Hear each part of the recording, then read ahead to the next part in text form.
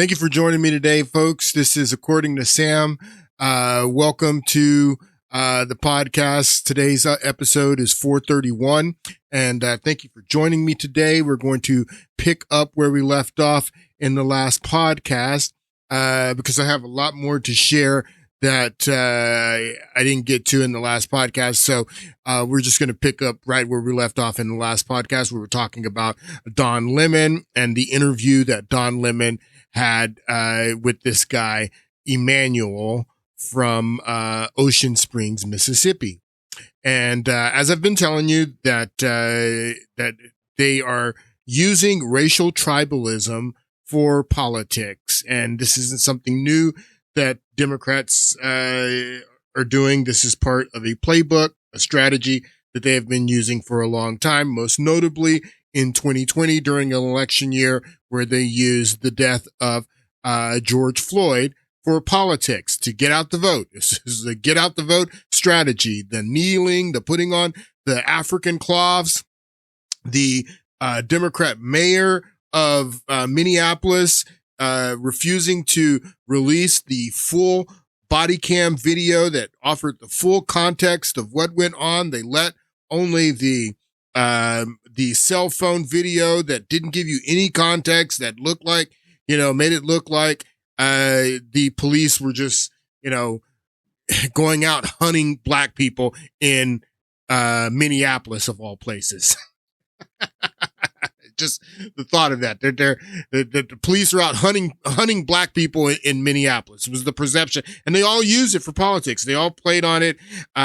So this is not a strategy that's foreign to them. This is a strategy that they use. And Don Lemon brought Emmanuel, who is a black resident of Ocean Spring, because I told you that also is what we've been saying is that Nolan Wells is the George Floyd of this election cycle. They're going to try to use Nolan Wells and the tragedy of his death, not knowing how he died. The chances are that he drowned, but maybe there was some foul play.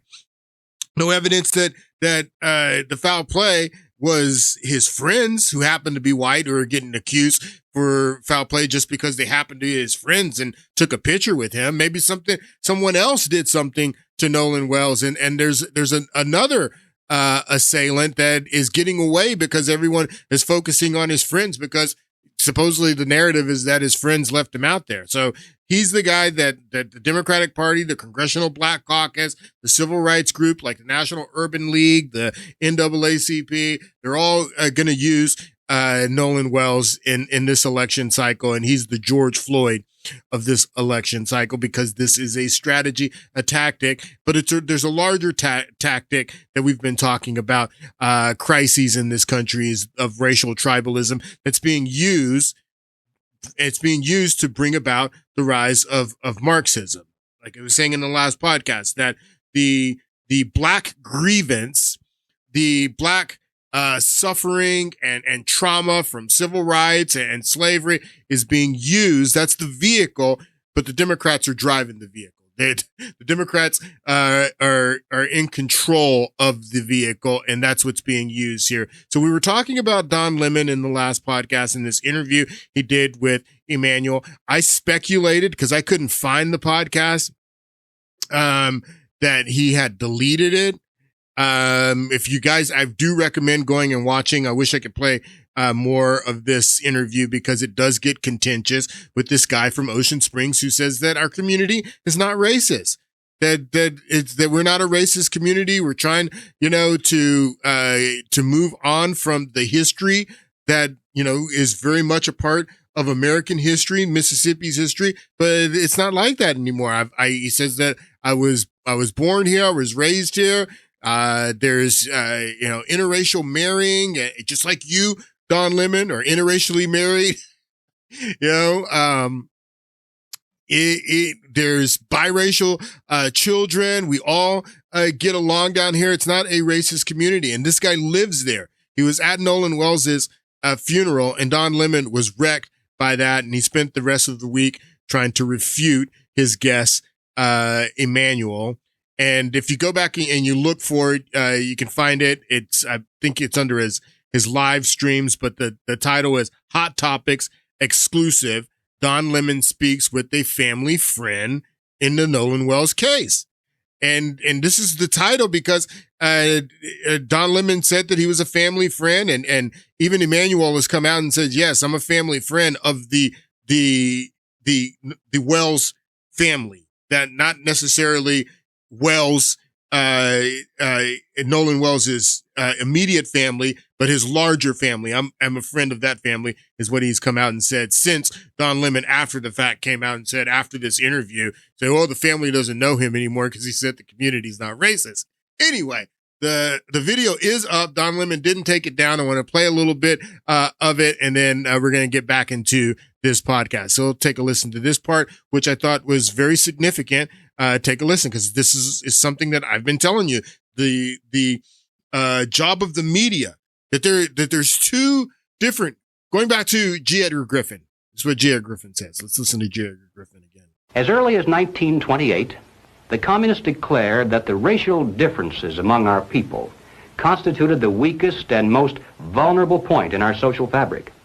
By constantly probing and straining at this one spot, they calculated that eventually the cloth could be torn apart and that Americans could be divided, weakened, and perhaps even set against each other in open combat.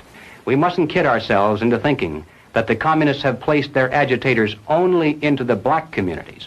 They're working both sides of the street. They're working both sides of the street. They have their agitators in the black community, black agitators. They have their white agitators that are working towards the broader goal of creating racial division, that there is a agenda to create racial division. That's what the election of Smooth Criminal was all about. Smooth Criminal didn't just come out of nowhere. Smooth Criminal was picked to be president of the United States. Everything about his rise in politics, nothing. If you believe that this guy went from being a state senator to a U.S. senator to a president of the United States in 6 years, if you think that was all organic and that it wasn't, part of a larger plan, then, bless your heart. That's all I can say is bless your heart.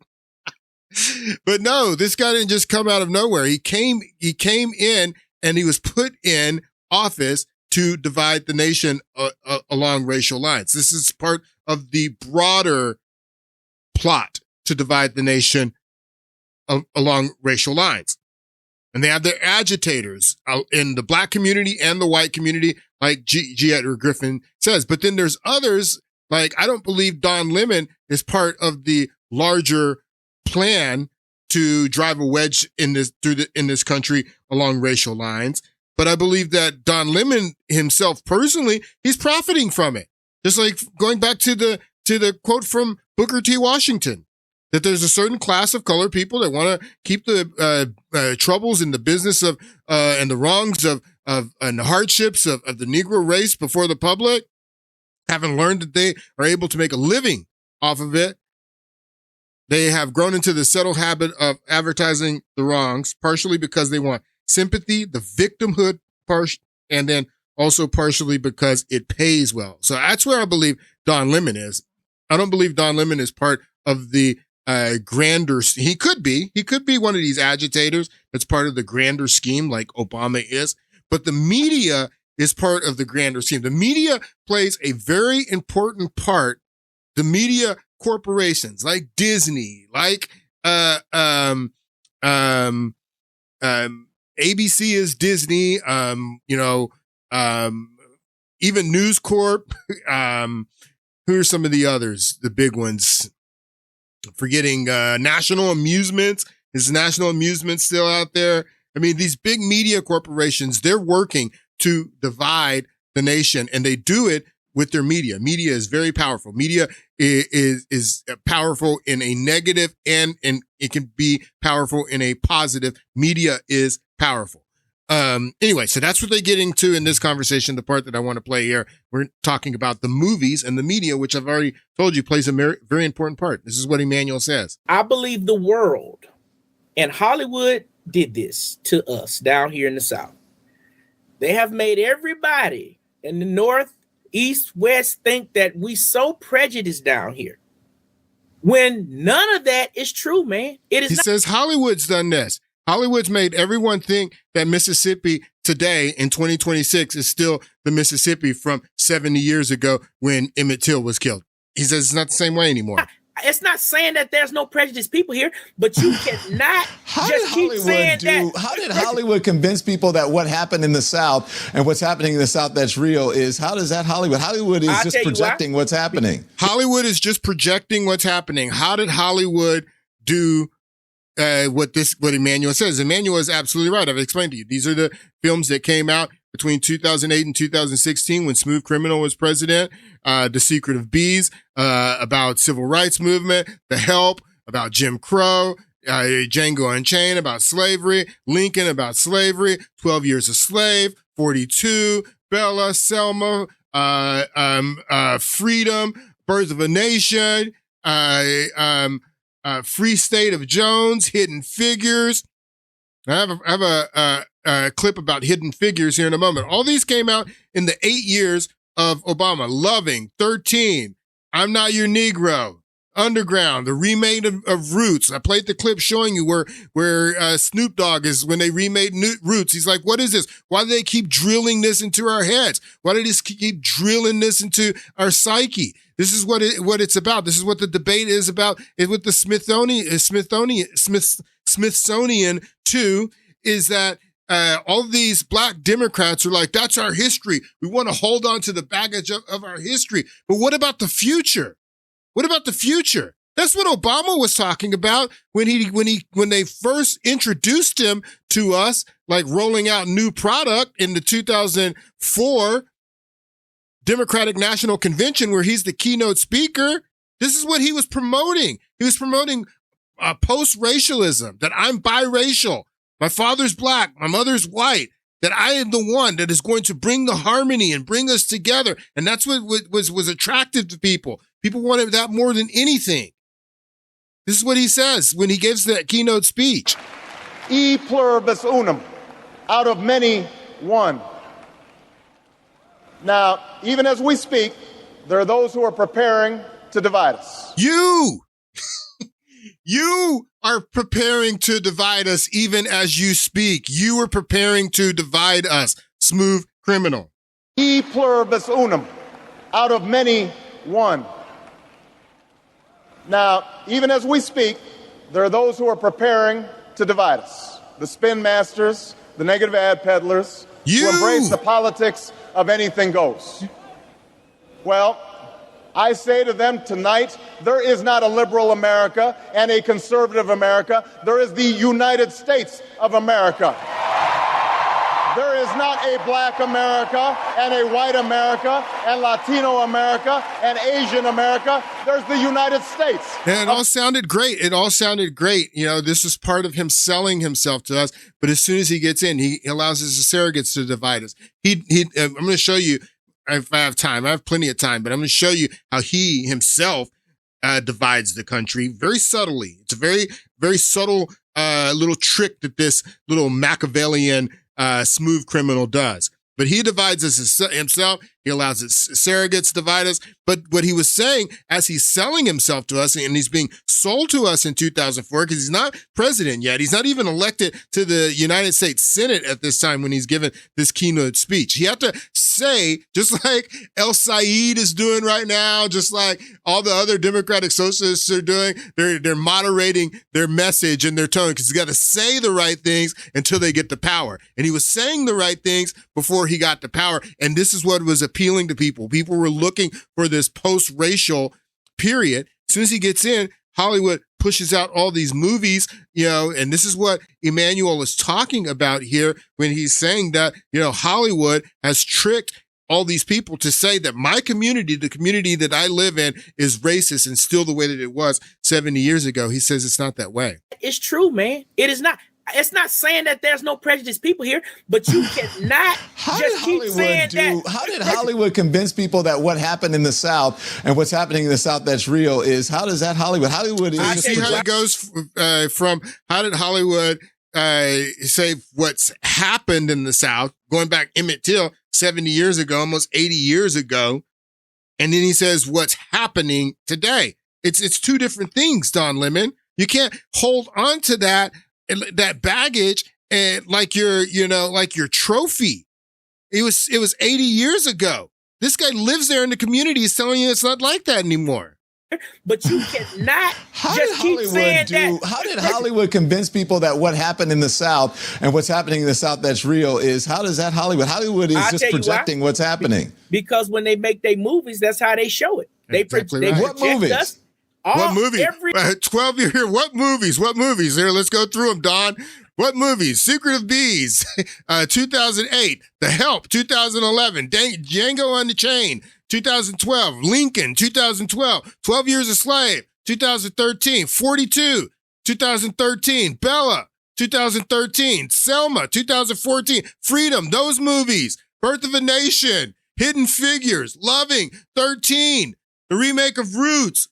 That's what he's talking about, Don Lemon. How did Hollywood convince people that what happened in the South and what's happening in the South that's real is, how does that Hollywood? Hollywood is just projecting what's happening. Because when they make their movies, that's how they show it. They project movies? us. Every racial movie, what movies that come through he doesn't here. Know what movies. Did you watch Django? He doesn't, and then he says, "Did you watch Django?" Listen to what he says about Django. Yeah, I watched that. Okay, yes, did you think that wasn't real? Do you think Django wasn't real? A completely fictionalized story from Quentin Tarantino. No, that wasn't real, clown. What's wrong with you?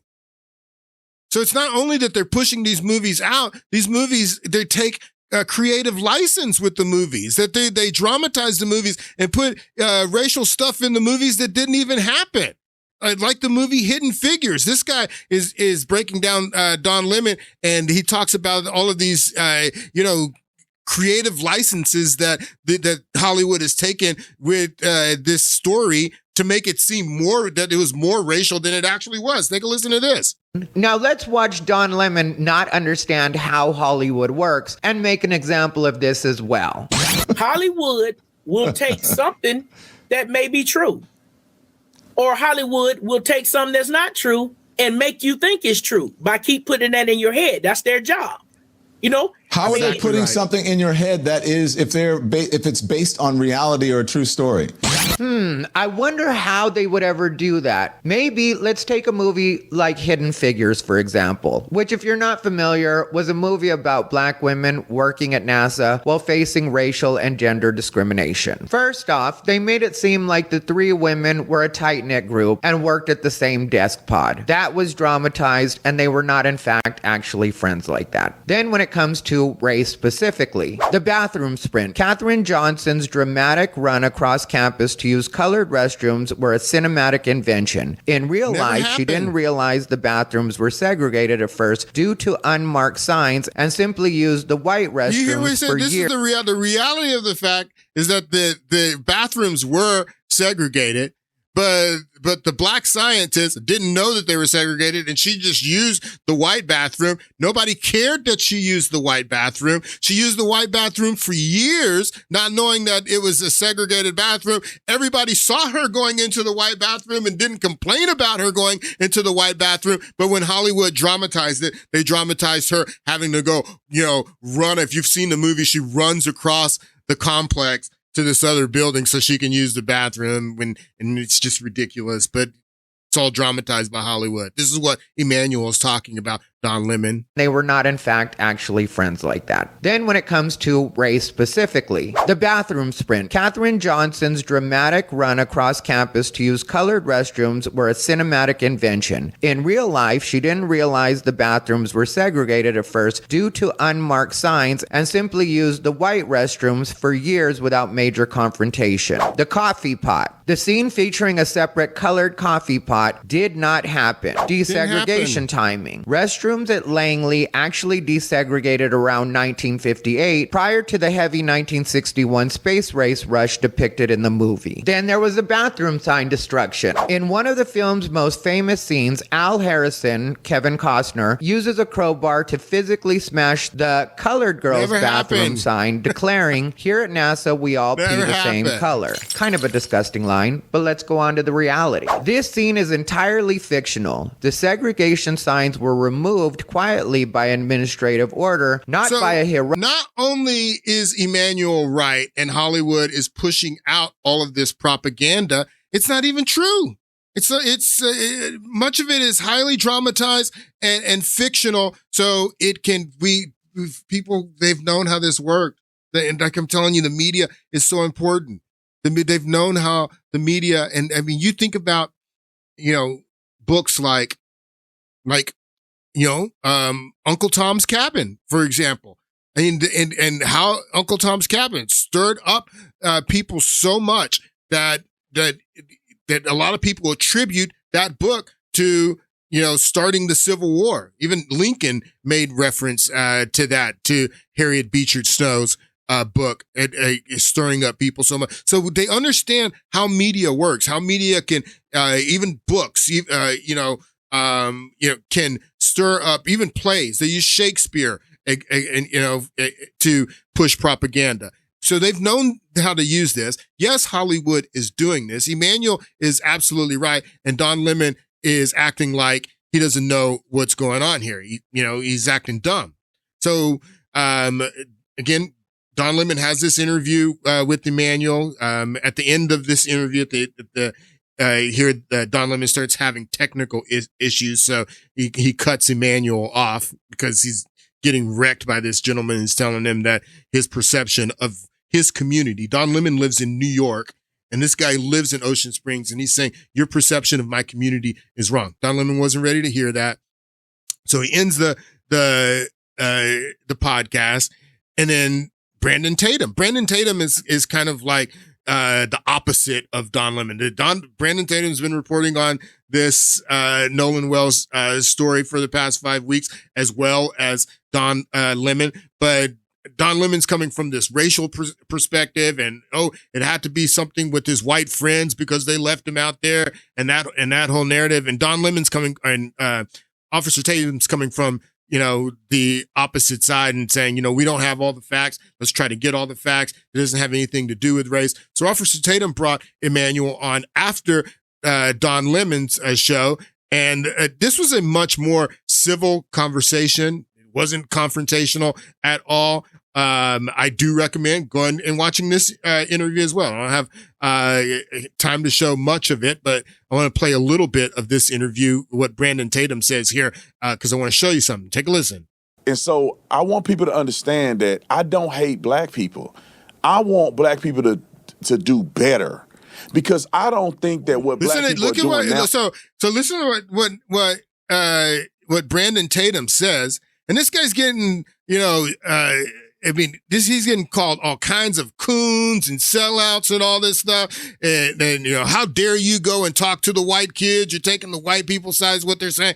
And that's why he's addressing this. He's saying to people saying that I hate white people or hate black people. I don't hate black people. I want better for black people. I just want black people to be better. And then when he says that, look at Emmanuel. He raises his head because Emmanuel understands that many black people understand this, that in the black community, that we want black people to be better. We want the black people to, the black community to be uplifted. And what's going on and what Democrats are pushing on this, on plantation black people is destructive. And it's been destructive since the 1960s. This is what he's getting at. But I want to show you something here. Take a look. And so I want people to understand that I don't hate black people. I want black people to do better. Because I don't think that what black people are doing now, or the representation of black people, is authentically black people. Like, yes. We never were victims. We weren't victims growing. Like our ancestors were not victims. Our ancestors fought through out of slavery, fought through Jim Crow, and became victorious. Absolutely. It's a difference of seeing yourself as victors or victims. That's what it's about. But listen to what Don Lemon used to say back in the day. Take a listen when he was on CNN. Take a listen to what Don Lemon says here. Because black people, if you really want to fix the problem, here's just 5 things that you should think about doing. Here's number 5. And if this doesn't apply to you, if you're not doing this, then it doesn't apply to you. I'm not talking about you. Here's number 5. Pull up your pants. Walking around with your ass and your underwear showing is not okay. In fact, folks, I promise you, you're gonna be tempted to think that this is AI. I don't know. I don't remember when Don Lemon did this, but this is back when he worked for CNN. You can see he looks a lot younger here. This is not AI. This is what Don Lemon really sounded like and things that he really said on CNN back in the day. He would never say that now. He would never say what he's saying here today. He would never say that today. But what he said back then is the same thing that Brandon Tatum is saying here. That black people, that we need to be better. If you want to be better, this is how you can be better. This is the advice he's given the black community. Don Lemon, take a listen. There's just 5 things that you should think about doing. Here's number 5. And if this doesn't apply to you, if you're not doing this, then it doesn't apply to you. I'm not talking about you. Here's number 5. Pull up your pants. Pull up your Walking pants. around with your ass and your underwear showing is not okay. In fact, it comes from prison when they take away belts from the prisoner so that they can't make a weapon. And then it evolved into which role a prisoner would have during male-on-male prison sex. The one with the really low pants is a submissive one. You get my point? Wow. Number 4 now. I got your point, is the Don. N-word. By promoting the use of that word when it's not germane to the conversation, have you ever considered that you may just be perpetuating the stereotype the massa Listen intended, to this guy. acting like a nigger? Now, number 3, respect where you live. Start small by not dropping trash, littering in your own communities. I've lived in several predominantly white neighborhoods in my life. I bet you have, Don. I bet you have. If ever witnessed people littering. I live in Harlem now. It's an historically black neighborhood. Every single day I see adults and children dropping their trash on the ground when a garbage can is just feet away. Just being honest here. Just being honest here. Finish school. You want to break the cycle of poverty? Stop telling kids they're acting white because they go to school or they speak proper English. A high school dropout makes on average $19,000 a year. A high school graduate makes $28,000 a year. A college graduate makes $51,000 a year. Over the course of a career, a college grad will make nearly $1 million more than a high school graduate. That's a lot of money. And number one, probably the most important. This is most important. Number 1 and most important, according to Don Lemon and me. I agree with Don Lemon from back then. I don't agree with Don Lemon today, but this Don Lemon, I absolutely agree with. Number 1, Don Lemon. A college grad will make nearly $1 million more than a high school graduate. That's a lot of money. And number 1, and probably the most important, just because you can have a baby, it doesn't mean you should, especially without planning for one or getting married first. More than 72% of children in the African American community are born out of wedlock. That means absent fathers. Wow. And the studies show that if Don Lemon, if someone white said this today, Don Lemon would call him a racist. If Brandon Tatum said what Don Lemon, Brandon Tatum today, right now on his show, said what you just heard Don Lemon say, people would be calling him all kinds of coons. Coon this, coon that. Yo, I can't believe you said that about black people. You must hate black people. And Brandon Tatum today is just saying, look, I don't hate black people. I just want better. I just want better for black people. Just like what Don Lemon was saying. What happened to Don Lemon? What happened to Don Lemon? He was completely wrecked by this interview that he did with Emmanuel on his show last week. He spent the rest of the week, like I said, bringing on people. He did the first show the next day, addressing Emmanuel and, you know, how he was wrong by saying that racism had gotten better and that there's still racism. And I know the South better than him because I'm from Louisiana, and Louisiana is more racist than Mississippi and all this stuff that he said the day after. And then he brought on Charles Coleman to comfort him. And then he brought on Eddie Glott. We played these clips in the last podcast to comfort him and tell him why the country is still racist and he needs to keep holding holding on to his victimhood. And then he brought on the African comedian Godfrey to confront him. This was all last week to reinforce so he can bring on all these people to tell Don Lemon how he was right and how Emmanuel was wrong, even though all Emmanuel did was talk about his day-to-day experience as living in, as a person who lives in Ocean Springs, Mississippi. Don Lemon was right. And again, look at all of the titles of his shows last week after the interview with Emmanuel. Don Lemon, of course, racism still exists. Don't be a sellout. Sellout. Don Lemon, beware the rise of the digital black sellouts. Sellout. Nolan Wells tragedy exposes sunken place sellout with Eddie Glaude. Sunken place. Where's sunken place comes from? Again, from Hollywood. This is a movie reference to the movie Get Out. Sunken place sellout. So Don Lemon is being subtle here. Not even subtle. He's with these titles. He's calling people like Brandon Tatum and Emmanuel sellouts. Don't be a sellout like Brandon Tatum and Emmanuel, who say that they only want, the black community to be better. Don't be sellouts like these guys. Digital black sellouts. Don Lemon. Don't be a sellout. Digital black sellouts. Sunken place sellouts. What's the title here with Godfrey? Nolan Wells' case sparks fiery racism clashes. I mean, this guy, and then he's married to a white man. That's just the thing that it's like, bro, what's going on? What trauma are you going through, Don Lemon?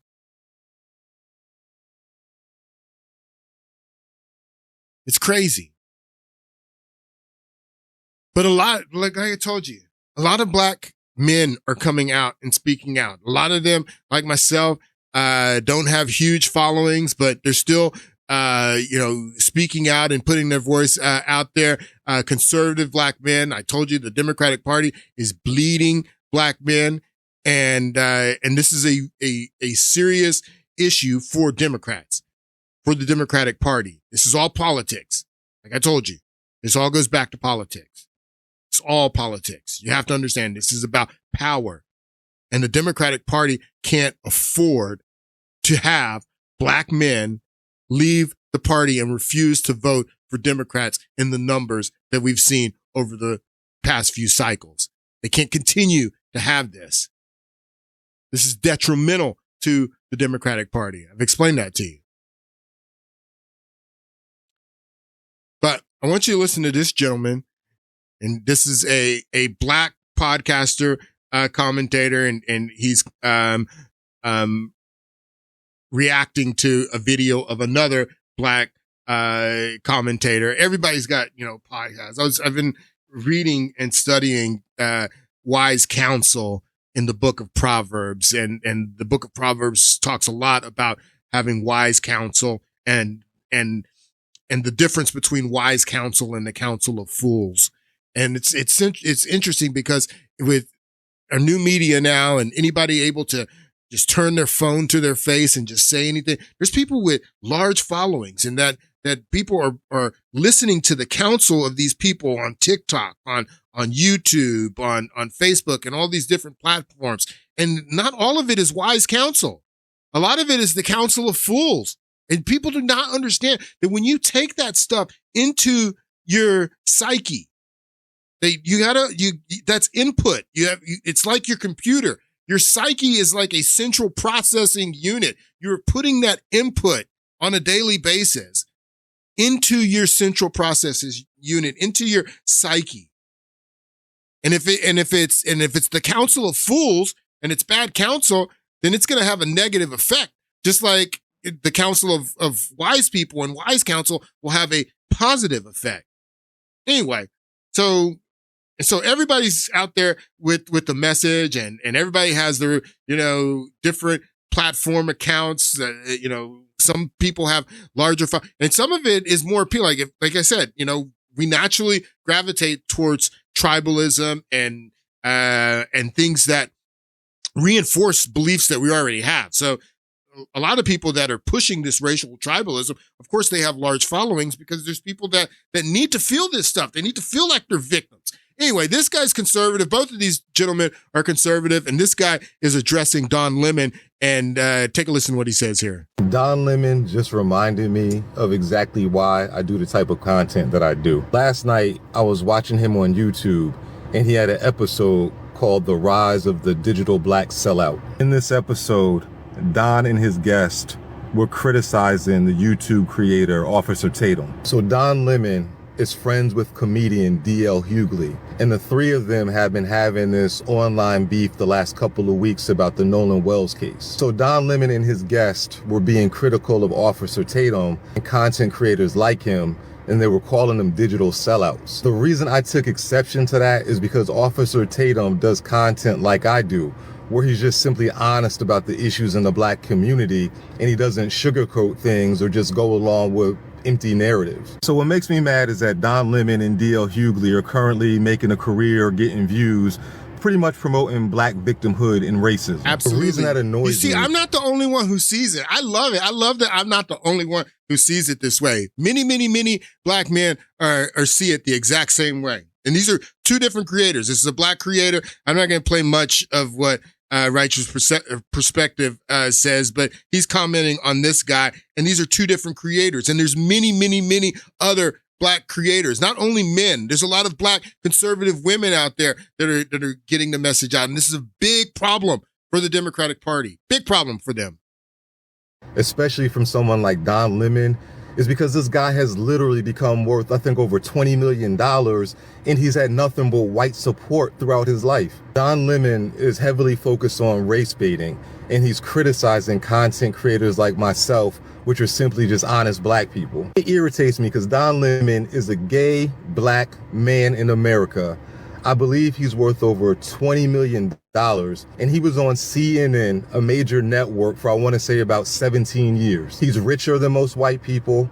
He was employed by white people. He's married to a white man. His big audience base comes from white people, but he got the audacity to be going out there race baiting, talking about how racist America is. That's exactly right. That's exactly right. Everybody, not everybody, but a lot of people can see it. Enough people can see through it where it's causing a big problem, and they are having a big problem with the digital creators, black voices with black faces, men and women that are coming out and saying, look, we're done with this racism stuff. We're done with this Democratic Party stuff. We're done with your victimhood stuff. And it's causing a big problem. That's why Don Lemon is talking about sellouts. Don't be a sellout.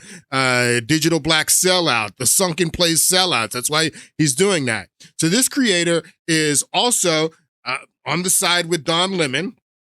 This is a black Democrat creator, and he's complaining about the rise of black voices and digital spaces, which he's calling sellouts as well. He calls them coons here. But I want you to take a listen to this. It's very interesting here. Take a listen. The black community is dealing with more raccoons today than we've ever seen before. It's a broken culture. It's a broken society, and hip hop is hurting things. Racially motivated police brutality is a myth. It's simply a myth. When you think about Rosa Parks and what she did, and everybody thinks she's so heroic, do you know Rosa Parks had a car? And it's one of the reasons why we need to dismantle diversity, equity, and inclusion. And I don't want to be around someone who thinks the color of their skin is some kind of defining characteristic, and the most important thing about the such thing as racism is an illusion. It's a lie that's been made up by the race hustler. And I think a lot of people took notice with Brandon Tatum stepping into Candace Owens' old shoes, of rejecting any black grievance, denying racism or discrimination never played a part in this country. When does systemic racism stop in America? I don't think there was real systemic racism. And there is a reason that we're seeing the rise of so many raccoons lately. All you need is a phone and an opinion white conservative media wants amplified. All right, so this guy's playing the video from this gentleman. I think his name is Indev or something like that. We're going to listen to him in a moment because Don Lemon uses this video as well. So this guy made this video about black digital creators, and so it went viral, and then all of these black Democrats and black tribal, racial grievance community, these people, they all use this guy's video to explain the problem with Black digital creators who are conservative and that are going against the grain. Listen to a little bit of this. Algorithms reward conflict, and nothing generates conflict like a black face telling other black people they're wrong about their own oppression. It's the most efficient content format the right has ever found because it can't be dismissed as racism when it's coming from one of us. But I'm Jew. Welcome to the channel. Please like and share the. All right. So anyway, he plays this clip from this guy, Indeed, and then Don Lemon plays it as well when he does his interview with Charles Coleman the other day. He plays a little bit more of that clip from Indeed, and then we're going to look at who this guy Indeed is. Take a listen. Here we go.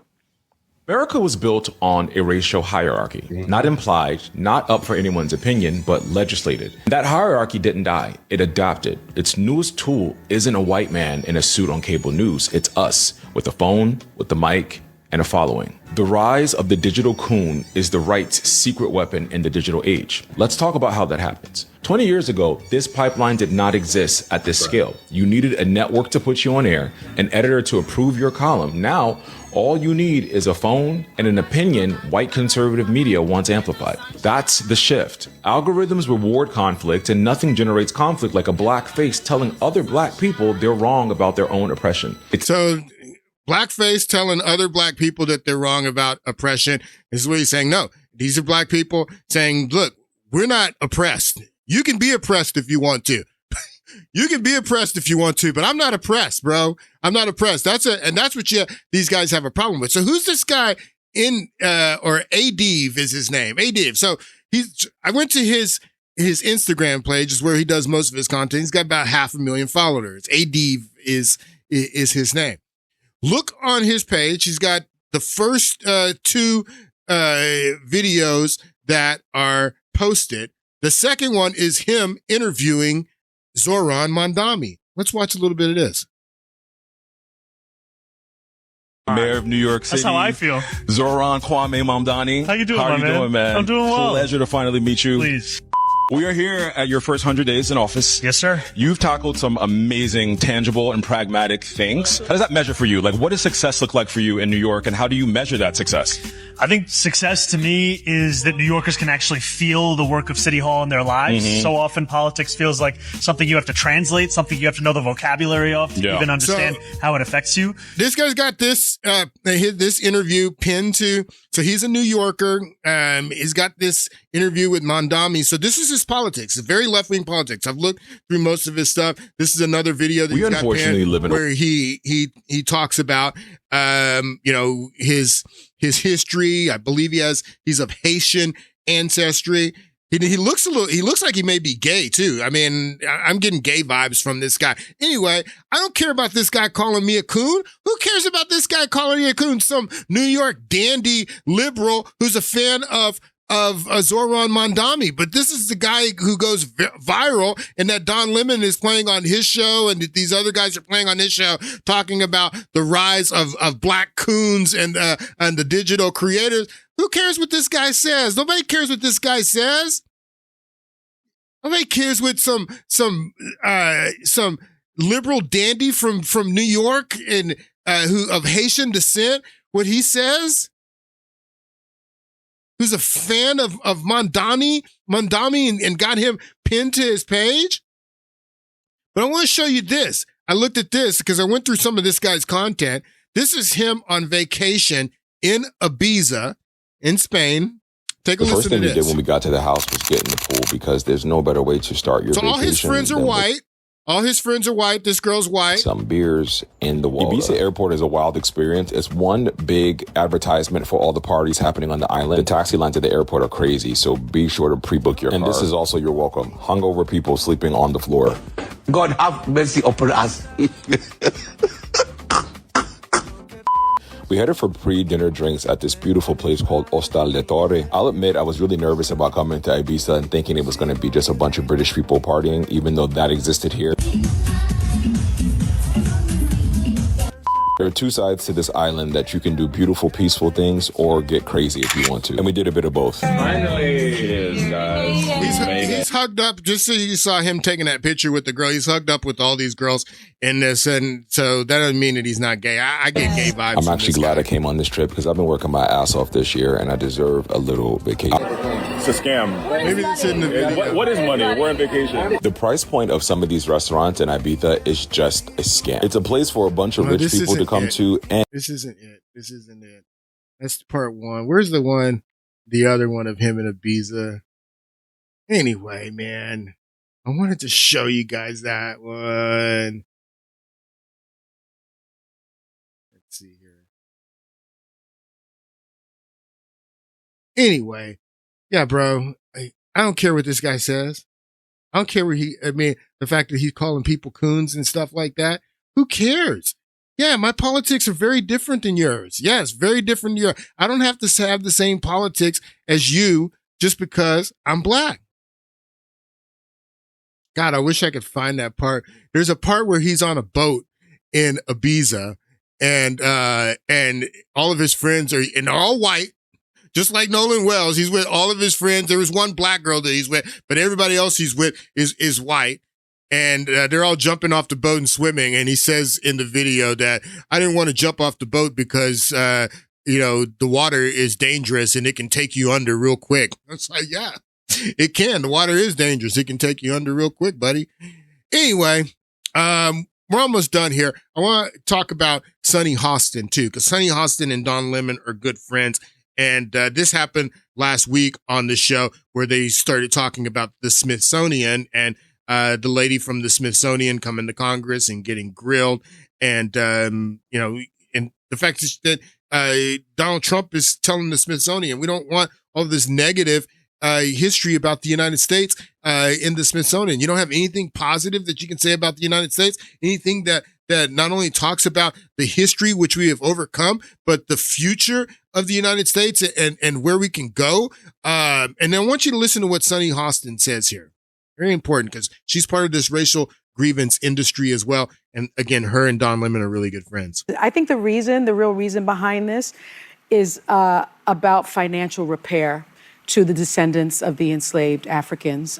Say what you mean, so you can say so people understand. Yes, reparations. Yes. I think this reflects a really broad effort by the Trump administration to reshape the way the nation's history is told, so that this country does not have to pay Black people for the forced labor and the unpaid labor that built this country. I really think that's what this is about. If you look at Project 2025, that's what this is about. Follow the money. Because even after 250 years, there is so much repair that needs to be done when it comes to aggrieved groups in this country, but especially African Americans. Let's face it, when you have truth and reconciliation commissions, and you've had them when it comes to the interned Japanese Americans, you've had them when it comes to the Holocaust, you've had them when you've come to Native Americans. You had them when it came to slavery.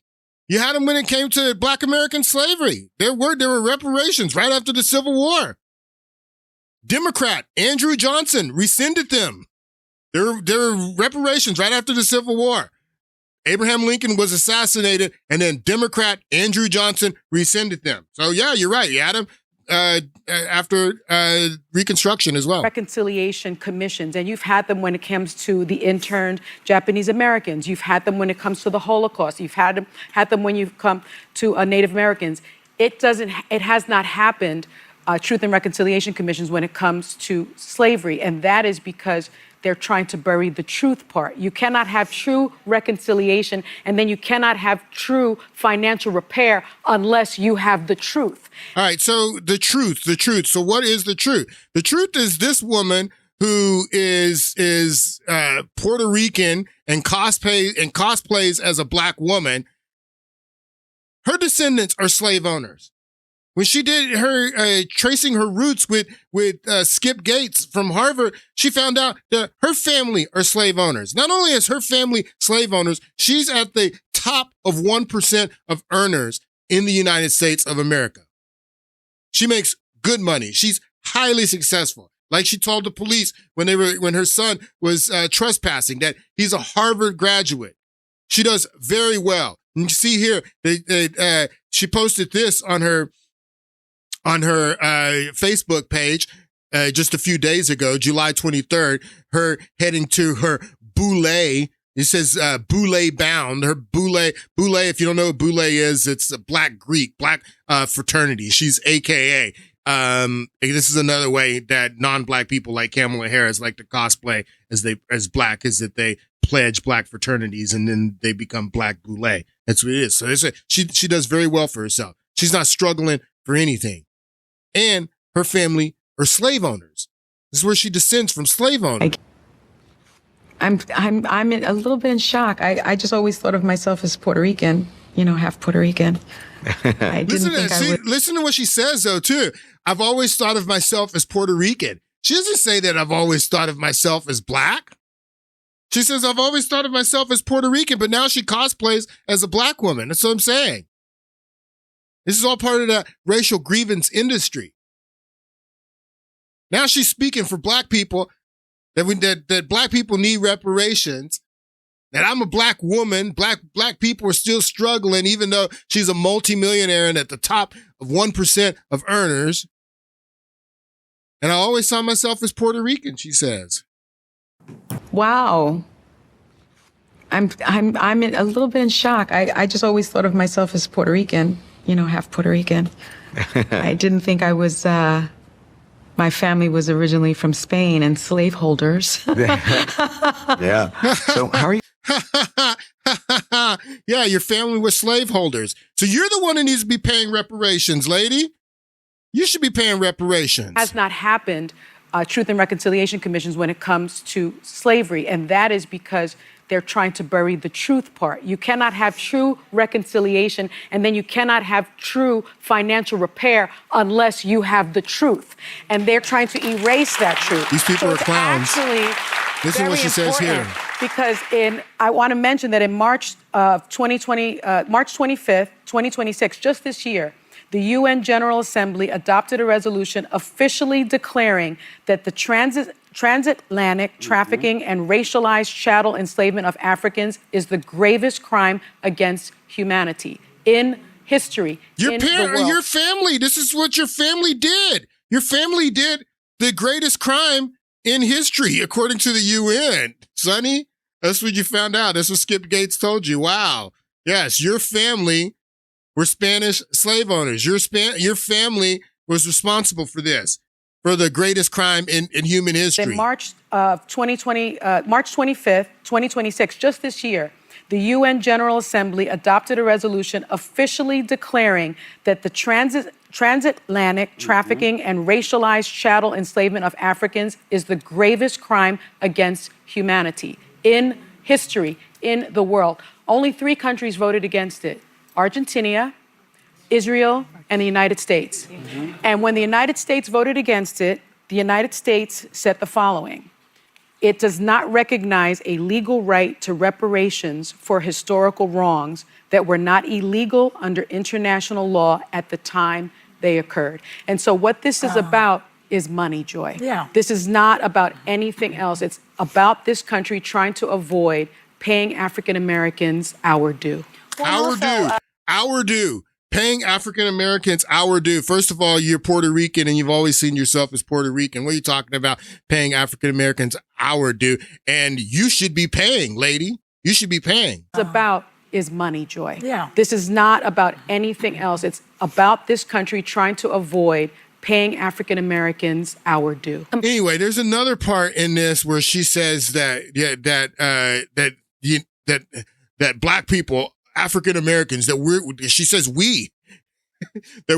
still struggling, is what she says. We're still struggling, is what she says. I want you to show you how Sunny Hostin is struggling. This is a tour that she gave of her house to People magazine a few years ago. I want you to see how she's struggling. Hello, I'm Sunny Hostin, and welcome to my home.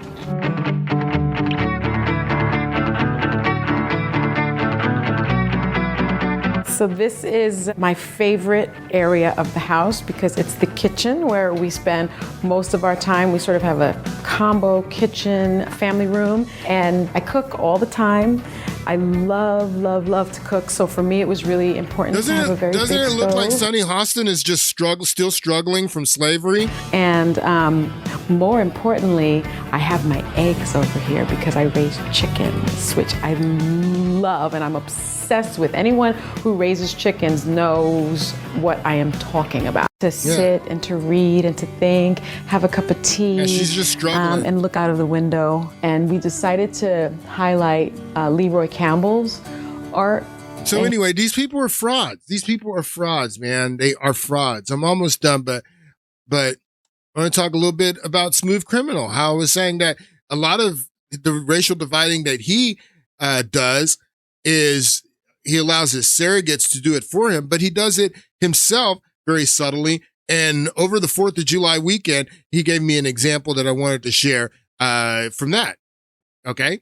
Barack Hussein Obama, again, just like Sonny Hostin, cosplaying as this black man, you know, that he was raised by his white grandparents and, you know, raised in Indonesia and, you know, grew up in Hawaii around Hawaiians and white people. Not a lot of black people in Hawaii his whole life. But then he starts running for office, adopts the name from Barry Soetoro to Barack Hussein Obama and starts cosplaying as a black man.